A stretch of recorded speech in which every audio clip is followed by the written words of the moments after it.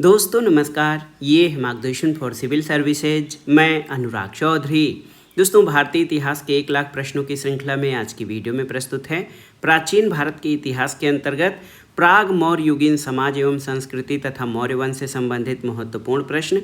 इसमें हम चंद्रगुप्त मौर्य से संबंधित महत्वपूर्ण प्रश्नों के अतिरिक्त कौटिल्यकृत अर्थशास्त्र, पाटलिपुत्र से संबंधित महत्वपूर्ण तथ्य और मेगास्थनीज की इंडिका से संबंधित महत्वपूर्ण प्रश्नों को कवर करेंगे। ये प्रश्न आपके आगामी परीक्षाओं के सामान्य ज्ञान और सामान्य अध्ययन के साथ अध्यापक भर्ती परीक्षाओं के लिए भी बहुत ही उपयोगी हैं। तो आइए शुरू करते हैं आज का वीडियो। सबसे पहले आइए प्राग मौर्य युगीन समाज की सामाजिक दशा से संबंधित प्रश्नों को देखते हैं। पहला प्रश्न है, किस धर्म सूत्र में कहा गया है कि 10 साल का ब्राह्मण भी 100 साल के क्षत्रिय की अपेक्षा श्रेष्ठ है और उसे क्षत्रिय का पिता मानना चाहिए? तो ये विष्णु धर्म सूत्र में कहा गया है कि 10 साल का ब्राह्मण भी 100 साल के क्षत्रिय की अपेक्षा श्रेष्ठ है। अगला है कि किस धर्म सूत्र में कहा गया है कि राजा को चाहिए कि वो पुरोहित ब्राह्मण को 6 दंडों से मुक्त रखे? तो ये गौतम धर्म सूत्र में वर्णित है। इसमें कहा गया है कि राजा को चाहिए कि वो पुरोहित ब्राह्मण को 6 दंडों से मुक्त रखे। अगला प्रश्न है, देखिए दोस्तों, गौतम धर्म सूत्र में किन 6 दंडों की चर्चा की गई है जिससे कि ब्राह्मणों को मुक्त रखना चाहिए? इसमें शारीरिक यातना, कारावास, अर्थदंड अथवा जुर्माना, देश निष्कासन, अपमानित किया जाना और मृत्यु दंड से मुक्त रखने की बात गौतम धर्म सूत्र में की गई है।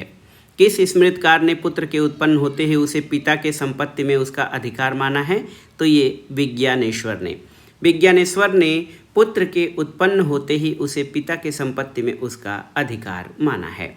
एक और प्रश्न आप देख सकते हैं दोस्तों, किस स्मृतिकार ने अपने ग्रंथ दाय भाग में लिखा है कि पिता की मृत्यु के बाद ही पुत्र को उसकी संपत्ति का अधिकार मिलता है? तो ये जीमूतवाहन। जीमूतवाहन महत्वपूर्ण स्मृतिकार हैं। इन्होंने अपने ग्रंथ दाय भाग में लिखा है कि पिता की मृत्यु के बाद ही पुत्र को उसकी संपत्ति में अधिकार मिलता है। अगला प्रश्न है, किसे स्त्री धन के लिए प्रथम उत्तराधिकारी माना जाता है? तो स्त्री धन के लिए प्रथम उत्तराधिकारी पुत्री को माना जाता है। दहेज या उपहार में प्राप्त स्त्री की निजी संपत्ति क्या कहलाती है? तो उसको स्त्री धन कहा जाता है। एक और महत्वपूर्ण प्रश्न है, आप देखिए, बहुत ही महत्वपूर्ण प्रश्न है दोस्तों, आप देख सकते हैं। इसमें पूछा गया है कि निर्वसित या वर्जित और अनिर्वसित यानी अवर्जित सूत्रों का उल्लेख किस में किया गया है? तो ये पाणिनि की अष्टाध्यायी में निर्वसित और अनिर्वसित सूत्रों का उल्लेख किया गया है। अगला प्रश्न है, प्रारंभिक स्मृतियों में ब्राह्मण को शूद्र द्वारा दी गई भिक्षा के संदर्भ में क्या कहा गया है? तो इसमें कहा गया है कि शूद्रों से भिक्षा नहीं लेनी चाहिए। और एक और प्रश्न देखिए, प्राचीन काल में महिला अध्यापिका को क्या कहते थे? तो उपाध्याया कहा जाता था प्राचीन काल में महिला अध्यापिका को। आर्थिक दशा से संबंधित प्रश्नों पर आते हैं दोस्तों। देखिए, द्वितीय नगरीकरण के प्रादुर्भाव के क्या कारण थे? तो ये था कृषि का अधिशेष उत्पादन, लौह उपकरणों से कृषि में उन्नति, शिल्प उद्योग धंधों का विकास और सिक्कों का निर्माण। ये द्वितीय नगरीकरण के प्रादुर्भाव के कारण थे। अगला प्रश्न है, प्राग मौर्यकालीन संस्कृति में किस प्रकार के मृदभांडों का विकास हुआ था? तो ये नादर्न ब्लैक पॉलिश्ड वेयर यानी NBP, जिसको उत्तरी काले चमकीले मृदभांड भी कहा जाता है, ये प्राग मौर्यकालीन संस्कृति के जो है बर्तनों का विकास था। जातक ग्रंथों में कितने प्रकार की श्रेणियों का उल्लेख किया गया है? तो याद रखिएगा, जातक ग्रंथों में कुल 18 प्रकार के श्रेणियों का उल्लेख किया गया है। विभिन्न व्यवसायियों के अपने अपने संगठन होते थे, इनको क्या कहा जाता था? दोस्तों, विभिन्न व्यवसायियों के अपने अपने संगठन होते थे जिनको कि श्रेणी कहा जाता था। और जातक ग्रंथों में कुल 18 प्रकार की श्रेणियों का उल्लेख किया गया है। अगले प्रश्न पर आते हैं, इम्पॉर्टेंट प्रश्न है। देखिए दोस्तों, श्रेणियों के पास किस तरह के अधिकार होते थे आपको बताना है। श्रेणियों के पास तो कार्यकारी और न्यायिक अधिकार, बैंक नापतौल वस्तुओं के मूल्य और मजदूरी का निश्चय करना, ये सभी अधिकार श्रेणियों के पास होते थे। अगला प्रश्न है, श्रेणी संगठनों के प्रमुख को क्या कहा जाता था? तो श्रेष्ठिन या सेट्ठी कहा जाता था, जिसको ज्येष्ठक अथवा प्रमुख भी कहा जाता था। श्रेणी संगठन जो व्यापारियों के अलग अलग संगठन होते थे, श्रेणी संगठन, उनके प्रमुख को श्रेष्ठिन या सेट्ठी कहा जाता था। अगला प्रश्न है व्यापारियों के कारवां के नेता क्या कहलाते थे? तो इनको सार्थवाह कहा जाता था, व्यापारियों के कारवां के नेता को। अगला प्रश्न है व्यापारियों के मार्गदर्शक का कार्य करने वाला अधिकारी क्या कहलाता था? तो ये थल नियामक कहलाता था। और बड़े नगरों की श्रेणी प्रधान को क्या कहा जाता था? बड़े नगरों के श्रेणी प्रधान को महाश्रेष्ठी कहा जाता था। श्रावस्ती नगर के व्यापारियों की श्रेणी का महाश्रेष्ठी कौन था? तो इसका नाम था अनाथ पिंडक। याद रखिएगा, अनाथ पिंडक का उल्लेख श्रावस्ती नगर के व्यापारियों की श्रेणी के संदर्भ में आता है। कौशाम्बी के व्यापारियों की श्रेणी का महाश्रेष्ठी कौन था? तो ये थे घोषक। और देखिए दोस्तों, जेतवन और घोषिताराम महाविहार का निर्माण किसने करवाया था? जेतवन और घोषिताराम महाविहार का निर्माण घोषक ने करवाया था, जो कौशाम्बी के व्यापारियों की श्रेणी का महाश्रेष्ठी था। कुछ अन्य महत्वपूर्ण तथ्यों को देख लेते हैं दोस्तों। देखिए, कुछ अन्य महत्वपूर्ण प्रश्न हैं कि पाणिनि कौन थे? ये संस्कृत के व्याकरण विद्वान थे। पाणिनिकृत अष्टाध्यायी का विषय क्या है? तो ये व्याकरण है। और प्रारंभिक ऐतिहासिक काल का नगरीय स्थल शिशुपालगढ़ कहाँ पर स्थित था? तो ये ओडिशा में स्थित था। और अब देखिए, महत्वपूर्ण प्रश्न है तक्षशिला नगर किसके लिए विख्यात था प्राचीन काल में? तो ये विद्या और अध्ययन के लिए, वाणिज्य और व्यापार के लिए तथा कला और शिल्प के लिए विख्यात था। भारत में सबसे पुराना ब्राह्मी अभिलेख कहाँ से प्राप्त हुआ है? तो ये पिपरहवा से प्राप्त हुआ है। एक और प्रश्न है, आप देखिए, महत्वपूर्ण प्रश्न है दोस्तों, कि किस पुराण में कहा गया है वह देश जो समुद्र के उत्तर और हिमाच्छादित पर्वतों के दक्षिण में है भारत कहलाता है, यहाँ भरत के वंशज रहते हैं? तो ये विष्णु पुराण में कहा गया है। क्या ये कहना सत्य होगा कि भारतीय अपने इतिहास के प्रति जागरूक नहीं थे और न ही उन्हें इतिहास लेखन का बोध है? तो ये असत्य है। सूत्रकाल में ब्राह्मणों को किस वर्ण की कन्याओं से विवाह करने की अनुमति थी? तो याद रखिएगा, सूत्रकाल में ब्राह्मणों को केवल ब्राह्मण, क्षत्रिय, वैश्य और शूद्र वर्ण की कन्या से विवाह करने की अनुमति थी। इनमें किसी प्रकार का कोई भेदभाव नहीं था।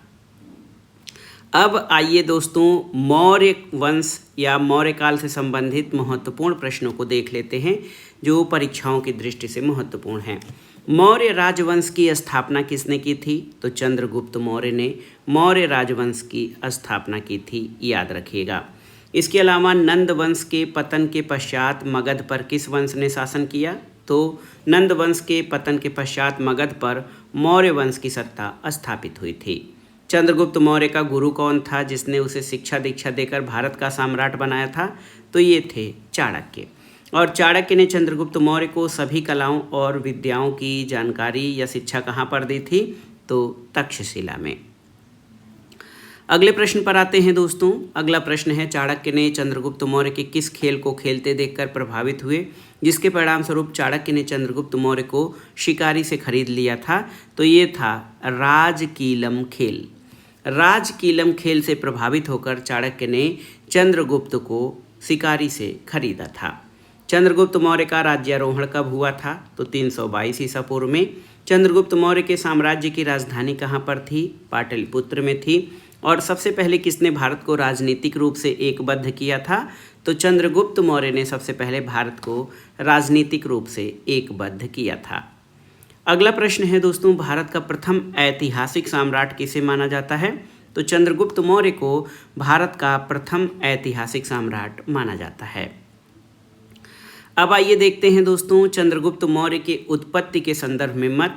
किस ग्रंथ में चंद्रगुप्त मौर्य को नंदराज का पुत्र कहा गया है? तो मुद्रा राक्षस में। विशाख दत्त की मुद्रा राक्षस में चंद्रगुप्त मौर्य को किस वर्ण का माना गया है? तो इसे वृषल अथवा कुलहीन माना गया है। हेमचंद्रकृत परिशिष्ट पर्वन में चंद्रगुप्त मौर्य को किसका पुत्र माना गया है? तो मयूर पोषक की मुखिया की पुत्री का पुत्र माना गया है हेमचंद्र के परिशिष्ट पर्वन में चंद्रगुप्त मौर्य को। एक और प्रश्न है, देखिए, इंपॉर्टेंट प्रश्न है दोस्तों, आप देख सकते हैं, बहुत ही महत्वपूर्ण प्रश्न है। अगला प्रश्न है दोस्तों, क्षेमेंद्रकृत बृहत कथा मंजरी तथा सोमदेवकृत कथा सरिस सागर में चंद्रगुप्त मौर्य की उत्पत्ति किस वर्ण से की गई है? तो इसमें चंद्रगुप्त मौर्य की उत्पत्ति शूद्र वर्ण से मानी गई है। बौद्ध ग्रंथ महाबोधिवंश में चंद्रगुप्त मौर्य को किस कुल का बतलाया गया है, आपको बताना है। तो ये राजकुल का बतलाया गया है मौर्य ग्रंथ महाबोधिवंश में। अब आइए देखते हैं चंद्रगुप्त मौर्य के संदर्भ में जो विदेशी मत हैं वो क्या कहते हैं। देखिए, एरियन और प्लूटार्क ने चंद्रगुप्त मौर्य की पहचान किस रूप में की है, तो एंड्रोकोट्स के रूप में एरियन और प्लूटार्क ने चंद्रगुप्त मौर्य की पहचान की है। विलियम जोन्स ने चंद्रगुप्त मौर्य की पहचान किस रूप में की है, तो ये सैंड्रोकोट्स के रूप में विलियम जोन्स ने चंद्रगुप्त मौर्य की पहचान की है। सैंड्रोकोट्स और एंड्रोकोट्स नामों का तादाद में चंद्रगुप्त मौर्य के साथ किसने स्थापित किया था, तो ये थे विलियम जोन्स, जिन्होंने सैंड्रोकोट्स जो यूनानी ग्रंथ हैं उसमें सैंड्रोकोट्स और एंड्रोकोट्स नामों का जो सुमेलन है या साम्यता जो चंद्रगुप्त मौर्य के साथ विलियम जोन्स ने स्थापित किया था। अगले प्रश्न पर आते हैं। सैंड्रोकोट्स यानी चंद्रगुप्त मौर्य और सिकंदर महान की भेंट का उल्लेख किसने किया है, जस्टिन और प्लूटार्क ने चंद्रगुप्त मौर्य और सिकंदर की भेंट का उल्लेख किया है। चंद्रगुप्त मौर्य की सेना को किसने डाकुओं का गिरोह बताया है, तो जस्टिन ने चंद्रगुप्त मौर्य की सेना को डाकुओं का गिरोह बताया है, याद रखिएगा। अगले प्रश्न पर आते हैं दोस्तों। अगला प्रश्न भी बहुत ही महत्वपूर्ण है। किन यूनानी इतिहासकारों ने लिखा है कि चंद्रगुप्त मौर्य ने 6 लाख की सेना लेकर समूचे भारत पर अपना आधिपत्य जमा लिया, तो जस्टिन और प्लूटार्क दोनों ने लिखा है कि चंद्रगुप्त मौर्य ने 6 लाख की सेना लेकर समूचे भारत पर अपना आधिपत्य स्थापित कर लिया। किस इतिहासकार का कहना है सिकंदर की मृत्यु के पश्चात भारत ने अपनी गर्दन से दास्ता का जुआ उतार फेंका और अपने गवर्नरों की हत्या कर दी। इस स्वतंत्रता का जन्मदाता सैंड्रोकोट्स या चंद्रगुप्त था। ये जस्टिन का कथन है, याद रखिएगा। अब आइए अगले प्रश्न पर आते हैं दोस्तों। यहाँ पर आपसे पूछा गया है, महत्वपूर्ण प्रश्न है, चंद्रगुप्त मौर्य की उपलब्धियों से संबंधित ये प्रश्न है कि चाणक्य ने किस कार्य की पूर्ति के लिए चंद्रगुप्त को तैयार किया था, तो यूनानियों के विदेशी शासन से देश को मुक्त कराने और नंदों के घृणित और अत्याचारपूर्ण शासन को समाप्ति करने के लिए, उसकी समाप्ति के लिए चाणक्य ने चंद्रगुप्त को तैयार किया था। चंद्रगुप्त मौर्य सबसे पहला अपना विजय अभियान किस क्षेत्र से प्रारंभ किया था, तो याद रखिएगा दोस्तों, चंद्रगुप्त मौर्य ने सबसे पहले अपना विजय अभियान सिंध और पंजाब क्षेत्र से आरंभ किया था। अगला प्रश्न है, सिंध और पंजाब विजय के पश्चात चंद्रगुप्त मौर्य किस क्षेत्र पर आक्रमण किया, तो उसने मगध पर आक्रमण किया। और चंद्रगुप्त मौर्य के मगध पर आक्रमण के समय मगध साम्राज्य का शासक कौन था, तो ये घनानंद था। चंद्रगुप्त मौर्य किस नंद शासक को पराजित कर मगध साम्राज्य पर अधिकार किया था, तो चंद्रगुप्त मौर्य ने घनानंद को हराकर मगध साम्राज्य पर अपना आधिपत्य स्थापित किया था। अगला प्रश्न है, किस यूनानी इतिहासकार ने उल्लेख किया है कि सेल्यूकस ने सिंधु नदी पार कर चंद्रगुप्त मौर्य से युद्ध किया, तो ये एप्पियानस ने इसका उल्लेख किया है। सिकंदर के साम्राज्य के पूर्वी भाग के शासक सेल्यूकस की आक्रमणकारी सेना को चंद्रगुप्त मौर्य ने किस वर्ष परास्त किया, तो 305 ईसा पूर्व में। अब देखिए, बहुत ही महत्वपूर्ण प्रश्नों पर आते हैं। चंद्रगुप्त मौर्य और सेल्यूकस के मध्य जो संधि की शर्तें थीं उनमें क्या क्या उल्लिखित था। सेल्यूकस ने चंद्रगुप्त मौर्य को अराकोशिया यानी कंधार, पेरोपनिसडाई यानी काबुल, एरिया यानी हेरात और जेड्रोसिया यानी मकरान तट प्रदेश दिए। सेल्यूकस ने अपनी पुत्री हेलेना का विवाह चंद्रगुप्त मौर्य से कर दिया और इसका विवरण एप्पियानस और स्ट्रेबो ने किया है। इस प्रथम अंतर्राष्ट्रीय विवाह की संभावना को सबसे पहले विंसेंट स्मिथ ने लिपिबद्ध किया था। इसके अलावा देखिए दोस्तों, चंद्रगुप्त मौर्य ने अपनी तरफ से 500 लड़ाकू हाथी सेल्यूकस को उपहार में दिए थे और सेल्यूकस ने मेगस्थनीज नामक एक राजदूत को अराकोसिया यानी कंधार से चंद्रगुप्त मौर्य के दरबार में भेजा, जो भारत में आने वाला प्रथम विदेशी राजदूत था। और मुद्रा राक्षस ग्रंथ में भी चंद्रगुप्त के सेल्यूकस से युद्ध और हेलेना से विवाह का विवरण मिलता है, याद रखिएगा। अब आते हैं अगले प्रश्न पर दोस्तों। ये प्रश्न भी बेहद महत्वपूर्ण है, आप देख सकते हैं। देखिए, ये प्रश्न है चंद्रगुप्त मौर्य के साम्राज्य विस्तार से। दोस्तों, इतिहासकार जस्टिन के विवरण से पता चलता है कि चंद्रगुप्त मौर्य के साम्राज्य में संपूर्ण भारत था। चंद्रगुप्त मौर्य का विशाल साम्राज्य उत्तर पश्चिम में ईरान की सीमा से लेकर दक्षिण में उत्तरी कर्नाटक तक था और पूर्व में मगध से लेकर पश्चिम में सौराष्ट्र और सोपरा तक का संपूर्ण प्रदेश उसके साम्राज्य के अधीन था। और स्मिथ के अनुसार हिंदुकुश पर्वत भारत की वैज्ञानिक सीमा था। यूनानी लेखक इसे पैरोपेनिसस अथवा इंडियन कॉकेसस भी कहते हैं।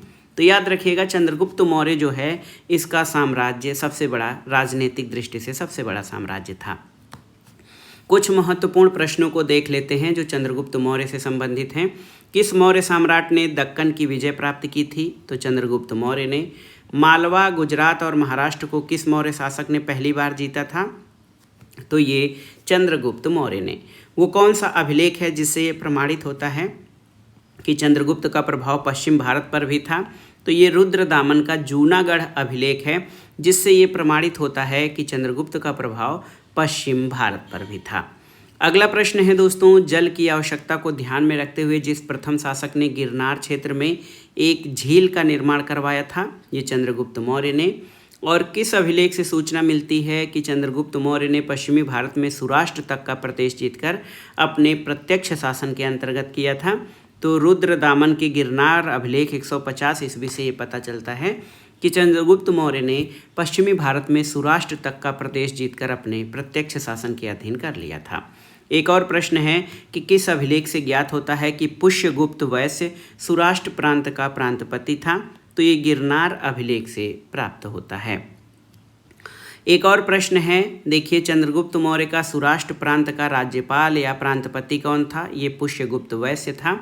सौराष्ट्र प्रांत में सुदर्शन नामक झील का निर्माण किसने कराया? पुष्यगुप्त वैश्य ने। चंद्रगुप्त मौर्य के दक्षिण भारत के विजय के संदर्भ में जानकारी कहाँ से मिलती है? तो ये अशोक के अभिलेख और जैन और तमिल स्रोतों से चंद्रगुप्त मौर्य के दक्षिण भारत विजय के संदर्भ में जानकारी मिलती है। भारत का वह कौन सा प्रथम साम्राज्य था जिसकी सीमा समुद्र तट से समुद्र तक यानी बंगाल की खाड़ी से अरब सागर तक विस्तृत थी? तो ये था मौर्य साम्राज्य। अगला प्रश्न है, कौन सी साहित्यिक कृति विस्तार पूर्वक वर्णित करती है कि नंदों को चंद्रगुप्त मौर्य और कौटिल्य ने मिलकर खदेड़ा था? तो ये विशाख दत्त के मुद्रा राक्षस में इसका वर्णन मिलता है। वो कौन सा मौर्य राजा था जिसने अपने राजमुकुट को त्याग कर जैन धर्म को स्वीकार कर लिया था? तो ये चंद्रगुप्त मौर्य था। किस विदेशी यात्री ने चंद्रगुप्त मौर्य की राजसभा में प्रवेश किया था? तो ये था मेगस्थनीज। चंद्रगुप्त मौर्य ने किससे जैन धर्म की दीक्षा ली थी? तो याद रखिएगा दोस्तों, जैन संत भद्रबाहु से चंद्रगुप्त मौर्य ने जैन धर्म की दीक्षा ली थी। चंद्रगुप्त मौर्य के धार्मिक गुरु कौन थे? भद्रबाहु थे। और चंद्रगुप्त मौर्य की एक पत्नी सेल्यूकस निकेटर की पुत्री थी, उसका नाम क्या था? तो उसका नाम था हेलेना। याद रखिएगा दोस्तों। अब आते हैं अगले प्रश्न पर, बहुत ही महत्वपूर्ण है। आप देखिए, चंद्रगुप्त मौर्य अपने जीवन के अंतिम वर्षों में एक जैन साधु के साथ दक्षिण भारत चला गया था। उस साधु का नाम क्या था? तो उस जैन मुनि का नाम भद्रबाहु था। बृहत कथा मंजरी, देखिए, बृहत कथा मंजरी दोस्तों बहुत ही महत्वपूर्ण है, ग्रंथ है। गाथा सप्तशती, वासवदत्ता, मुद्रा राक्षस कृतियों में से किस कृति में चंद्रगुप्त मौर्य के मगध का राज सिंहासन प्राप्त करने की कथा दी गई है? तो ये मुद्रा राक्षस में चंद्रगुप्त मौर्य के मगध साम्राज्य का राज सिंहासन प्राप्त करने की कथा दी गई है। किस एक ग्रंथ में चाणक्य की उस योजना का विवरण मिलता है जिसके अनुसार उसने अंतिम नंद शासकों के एक मंत्री के षड्यंत्र को विफल कर चंद्रगुप्त मौर्य को राज सिंहासन पर आसीन करवाया था? तो ये मुद्रा राक्षस में इसका वर्णन मिलता है। चंद्रगुप्त मौर्य के संदर्भ में तिथियों की जानकारी के स्रोत कहाँ से प्राप्त होते हैं? तो ये यूनानी स्रोतों से। चंद्रगुप्त मौर्य और खारवेल दोनों में क्या समानताएं थीं? तो दोनों ने ही जैन धर्म ग्रहण किया था। खारवेल जो है ये उत्कल प्रांत का शासक था।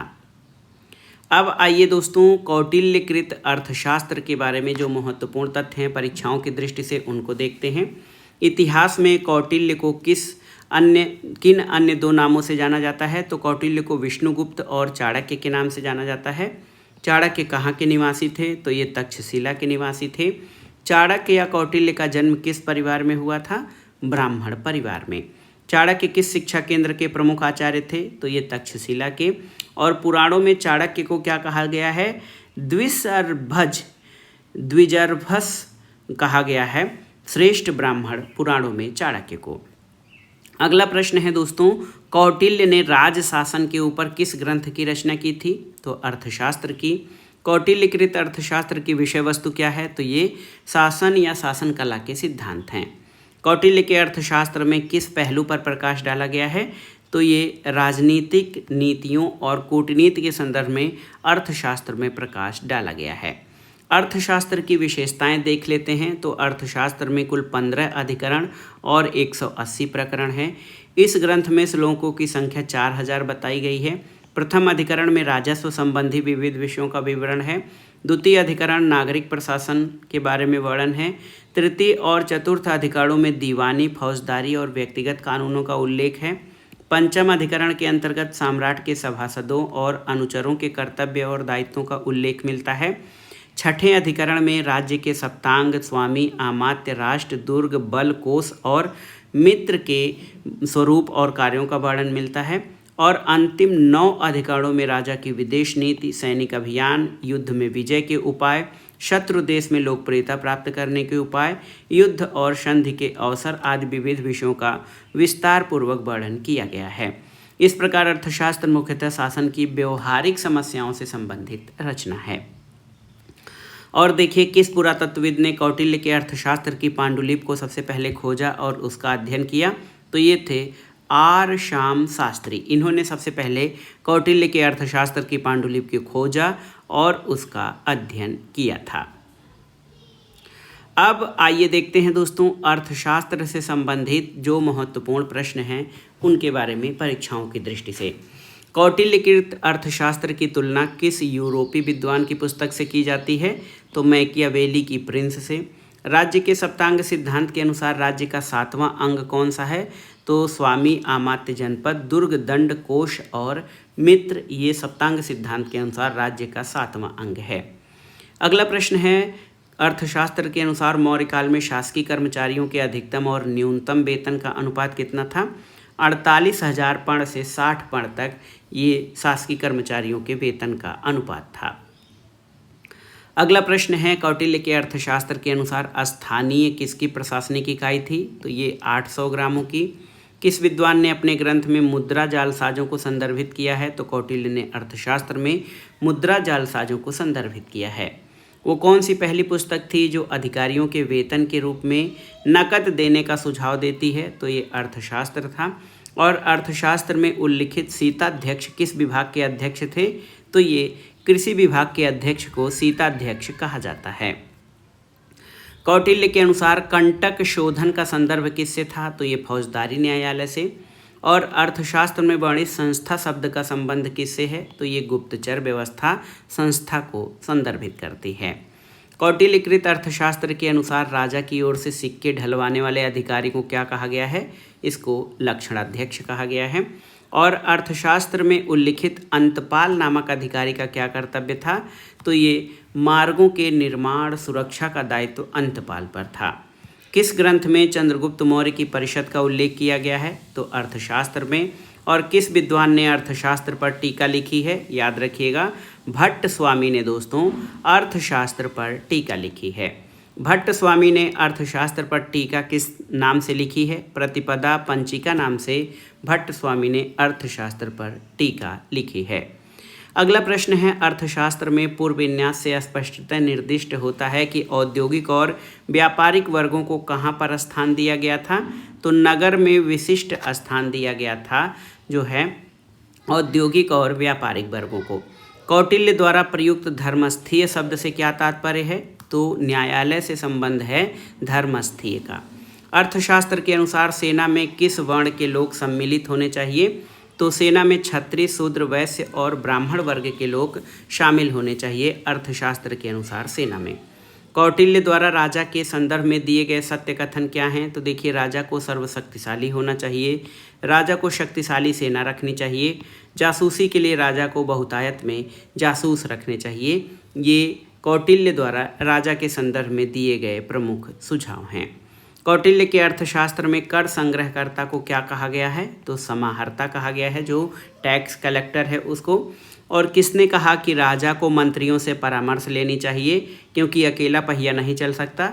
ये कौटिल्य के अर्थशास्त्र में वर्णित है कि राजा को मंत्रियों से परामर्श लेना चाहिए, याद रखिएगा। अब आते हैं दोस्तों अगले प्रश्न पर। ये प्रश्न भी बहुत ही महत्वपूर्ण है, कौटिल्य के अर्थशास्त्र से संबंधित है कि अर्थशास्त्र में किसने वर्णित किया कि मौर्यों के शासनकाल में जहाज रानी पर राज्य का एकाधिकार था? तो ये कौटिल्य के अर्थशास्त्र में वर्णित है। एक और प्रश्न है कि अपने ऊपर आश्रित बच्चों और पत्नी की समुचित व्यवस्था किए बिना भिक्षु बनने वालों के लिए किसने दंड के विधान की बात की? तो ये कौटिल्य ने। और कौटिल्य के अर्थशास्त्र में वर्णित प्रणय कर से क्या तात्पर्य है? तो प्रणय कर एक आपात कर होता था। कौटिल्य के अनुसार सर्वाधिक ब्याज दर किससे वसूल किया जाता था? तो समुद्र मार्ग के व्यापारियों से सर्वाधिक ब्याज दर वसूल किया जाता था। अगला प्रश्न है कौटिल्य के अर्थशास्त्र में राजा को क्या परामर्श दिया गया है? तो सभी के प्रति राजा को उदार होना चाहिए। कौटिल्य के अर्थशास्त्र में किस विषय के संदर्भ में न्यूनतम जानकारी मिलती है? तो अर्थशास्त्र में व्यापार और वाणिज्य के संदर्भ में सबसे कम जानकारी मिलती है। प्राचीन भारतीय राजनय या कूटनीति के संदर्भ में कौटिल्यकृत अर्थशास्त्र में राज्य के कितने अंगों का उल्लेख किया गया है? तो 7 अंगों का उल्लेख किया गया है। आइए मेगास्थनीज की इंडिका से संबंधित कुछ महत्वपूर्ण तथ्यों को देख लेते हैं। मेगास्थनीज सेल्यूकस निकेटर द्वारा चंद्रगुप्त मौर्य की राजसभा में भेजा गया यूनानी राजदूत था। मेगास्थनीज चंद्रगुप्त मौर्य की राजसभा में 304 से 299 ईसा पूर्व तक रहा। भारत में रहकर उसने जो देखा सुना उसे इंडिका नामक अपनी पुस्तक में उसने लिपिबद्ध किया था। मेगास्थनीज की इंडिका के अंश उद्धरण यूनानी रोमीय लेखक एरियन, स्ट्रैबो, प्लिनी की रचनाओं में मिलते हैं। और मेगास्थनीज के अनुसार दोस्तों भारतीय समाज में 7 वर्ग थे: दार्शनिक, कृषक, शिकारी यानी पशुपालक, व्यापारी यानी शिल्पी, योद्धा, निरीक्षक और सभासद। ये मेगास्थनीज के अनुसार भारतीय समाज के 7 वर्ग थे। मेगास्थनीज के अनुसार भारतीय यूनानी देवता डियोनीसियस शिव और हेराक्लीज यानी कृष्ण की पूजा करते थे। अब आइए इसी क्रम में मेगास्थनीज की इंडिका में वर्णित पाटलिपुत्र की विशेषता जान लेते हैं। मेगास्थनीज ने पाटलिपुत्र का वर्णन इस प्रकार किया कि ये 80 स्टेडिया यानी 16 किलोमीटर लंबा और 15 स्टेडिया यानी 3 किलोमीटर चौड़ा था। इसके चारों ओर 185 मीटर चौड़ी तथा 30 हाथ गहरी खाई थी। नगर के चारों ओर एक ऊंची दीवार से घिरा था जिसमें 64 तोरण द्वार और 570 बुर्ज थे। नगर का प्रबंध एक नगर परिषद द्वारा होता था जिसमें 5-5 सदस्यों वाली 6 समितियां कार्य करती थीं। नगर के मध्य में चंद्रगुप्त का विशाल राजप्रसाद स्थित था। मेगास्थनीज के अनुसार भव्यता और शान शौकत में सूसा तथा एक बतना के राजमहल भी उसकी तुलना नहीं कर सकते थे। और इस प्रकार मेगास्थनीज के विवरण के आधार पर चंद्रगुप्त मौर्य के समय की राजनीतिक, सामाजिक, धार्मिक और आर्थिक दशा पर प्रकाश पड़ता है। बिहार में पटना यानी पाटलिपुत्र के समीप बुलंदीबाग और कुम्हरार में की गई खुदाई से मौर्यकाल के लकड़ी के विशाल भवनों के अवशेष प्रकाश में आए हैं। इन्हें प्रकाश में लाने का श्रेय इस पूनर महोदय को जाता है। अब आगे आइए देखते हैं दोस्तों आगे के कुछ बहुत ही महत्वपूर्ण प्रश्न। किस प्राचीन नगर के अवशेष कुम्हरार स्थल से मिले हैं? तो ये पाटलिपुत्र के अवशेष कुम्हरार स्थल से मिले हैं। बुलंदीबाग प्राचीन स्थल का संबंध किस प्राचीन नगर से है? बुलंदीबाग का संबंध पाटलिपुत्र से है। अब आइए मेगास्थनीज की इंडिका से संबंधित कुछ अन्य महत्वपूर्ण प्रश्नों को देखते हैं। मेगास्थनीज की पुस्तक का नाम क्या है? तो इंडिका है, आप जानते हैं। इंडिका का लेखक मेगास्थनीज है। कौन सा स्रोत मौर्यों के नगर प्रशासन का विस्तृत विवरण प्रस्तुत करता है? तो ये इंडिका है। इंडिका में मौर्य के नगर प्रशासन का विस्तृत विवरण मिलता है। भारत के बारे में मेगास्थनीज के मौलिक विवरण खो गए हैं। उसके कुछ संस्मरण किसके वृत्तांतों में हैं? तो एरियन और डियोडोरस के वृत्तांतों में मेगास्थनीज के इंडिका के विवरण मिलते हैं। प्राचीन भारत की यात्रा करने वाले विदेशी यात्रियों में सबसे पहले कौन आया था? तो ये था मेगास्थनीज। और मेगास्थनीज के अनुसार पाटलिपुत्र नगर एक समिति के द्वारा शासित होती थी जिसमें सदस्यों की संख्या कितनी थी? तो कुल 30 सदस्य होते थे। 5-5 सदस्यों की 6 परिषदें कार्य करती थीं। मेगास्थनीज द्वारा लिखित इंडिका लुप्त हो चुकी है लेकिन उसके अंश किन यूनान और रोम यानी ग्रीको रोमन के लेखकों की कृतियों में बचे हुए हैं? तो ये टेसियस, डायोडोरस, सेल्यूकस और स्ट्रेबो की कृतियों में इंडिका के कुछ तथ्य मिलते हैं। और लास्ट क्वेश्चन है, किस दक्षिण भारतीय राज्य का उल्लेख मेगास्थनीज की इंडिका में है? तो ये पांड्य राज्य का उल्लेख मेगास्थनीज कृत इंडिका में मिलता है। तो दोस्तों ये था आज का वीडियो। ये मौर्य काल या मौर्य वंश से संबंधित प्रश्नों का पहला भाग था। इसमें हमने चंद्रगुप्त मौर्य से संबंधित महत्वपूर्ण तथ्यों के अलावा कौटिल्यकृत अर्थशास्त्र, पाटलिपुत्र और मेगास्थनीज की इंडिका के जो भी महत्वपूर्ण प्रश्न बनते हैं उनको कवर किया। आगे मौर्य वंश से संबंधित सभी महत्वपूर्ण तथ्यों के लिए इसके अगले भाग से जो है आपको सहायता मिलेगी। तो ये वीडियो यहीं पर समाप्त करते हैं। वीडियो को लाइक करें, शेयर करें और इस चैनल मार्गदर्शन फॉर सिविल सर्विसेज को सब्सक्राइब करें। वीडियो देखने के लिए धन्यवाद दोस्तों। नमस्कार।